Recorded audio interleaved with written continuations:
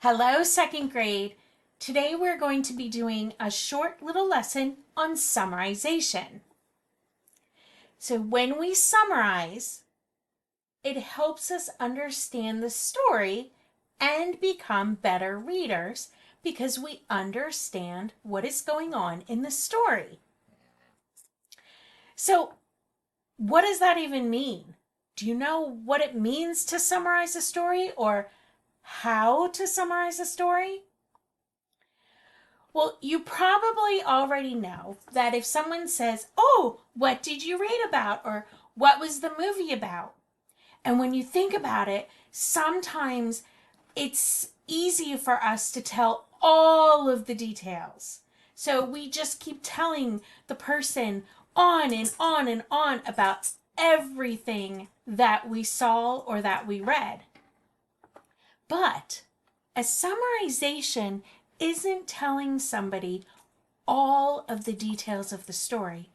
It's only telling them ideas or parts of the story in our own words. So, for instance, what happened in the story? Who were the characters? What were they doing? What happened? And how did the story end or the chapter end? We're going to watch a little video here on summarizing stories. And then I am going to tell you a quick way to learn to summarize. And then I have a really fun summarization activity that we are going to do on chapter 1 of what we already read of the Dinosaurs Before Dark. So let's watch this quick little video on how to summarize. Hello, readers. Today I'll make a video about summaries. A summary retells the main ideas of a passage, but in a much shorter version. Cool, great, done. You can learn anything. David out. Sorry, I made a goof. See, I summarized what was going to happen in this video, right? I took the information I was going to tell you, and I shortened it. This is what the skill of summarizing is. I just applied it to this video instead of to a story. When you summarize, you have to ask yourself, what are the most important facts? What are the most important details? You're a reporter, a stringer, a journo. Your job is to get in, get the facts, and get out. It's the news in brief, just the facts, ma'am. Take the Three Little Pigs, for instance. I'll summarize it now. Three little pigs live in houses that they built. One used straw, one used wood, and the third pig, who worked hardest of all, built a brick house. Along comes a big bad wolf, pictured here with a big bad top hat and a big bad house-wrecking hammer, I don't know.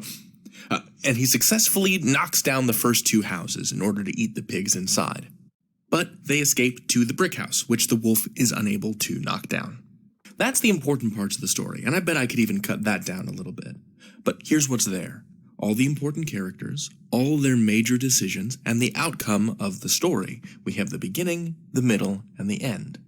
Now let me show you what too little information looks like. There were three pigs, they built houses, a big bad wolf tried to get them. Not enough! That's not enough information. It doesn't tell us whether or not the wolf succeeded, or the important differences between the three pig houses. Not enough, as far as facts go. You know, it's got to be specific. And look, it's possible to go in the opposite direction, too. Too many irrelevant facts. So there were three pigs. One's name was Horace, another's name was Pansy, and the third's name was Flustifer. They had all been friends since middle school, and when the market was in a good place, all three of them decided to go in for plots of land right next to each other. That, right? Like, that's too much. In a summary, I don't need the whole story. If it were the whole story, it wouldn't be a summary. It'd just be the whole story all over again. Keep it simple. We need the events of the story in the order they happened in. We need the characters, and we need the problems they face. And for a summary, that's kind of it. You can learn anything. David out. For real this time. Bye. Okay, so we are going to take this one step further. So how do you only give the important details of the story without giving too much details or not enough? Well, the trick is SWBST. Do you know what that means? It means somebody wanted, but so then.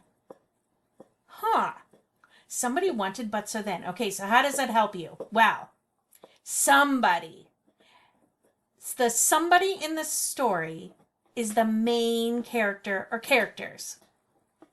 What did the main characters want? Oh, they wanted. But what was the problem? So, how does the character try to solve that problem? Then, how does the story or the chapter end? So, how do we use the SWBST, somebody wanted but so then, strategy to summarize Chapter 1 of the Dinosaurs Before Dark? Chapter 1, Into the Woods. Somebody. Okay, who were the characters?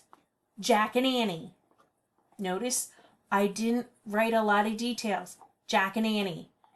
What did they want? Well, they wanted to explore the woods behind their house. But what was the problem? They found a tree house. Annie wanted to go in the tree house, but Jack wanted to go home.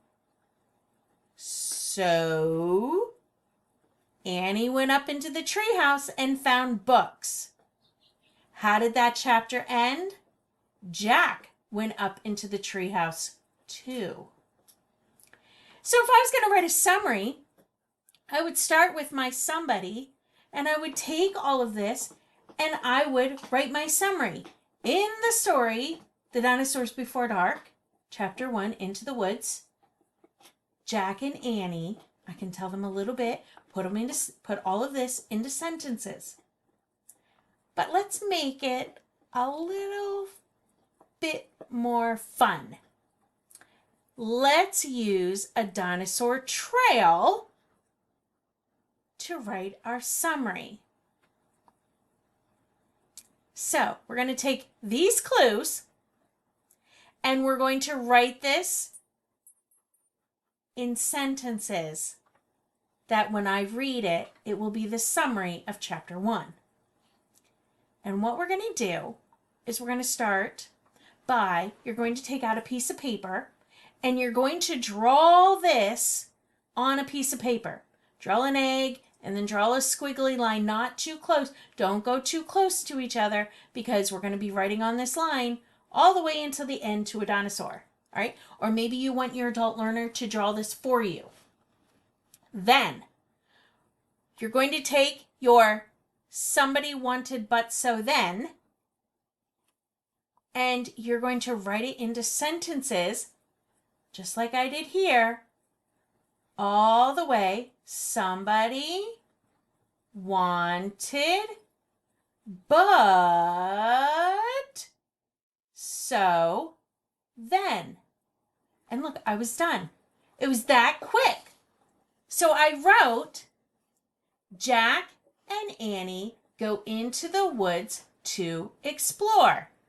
Jack and Annie find a tree house. Jack wants to go home, but Annie goes up the tree and in the tree house. Annie finds books inside. Jack climbs the tree. And I'm done. I just summarized Chapter 1 of The Magic Treehouse.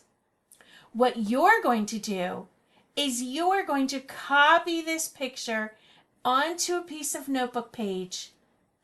You are going to write the somebody wanted but so then on another piece of paper. Write down the details of Chapter 2, and then you're going to write a summary along the path of the dinosaur. And you will upload a picture in Seesaw. I cannot wait to see your summaries.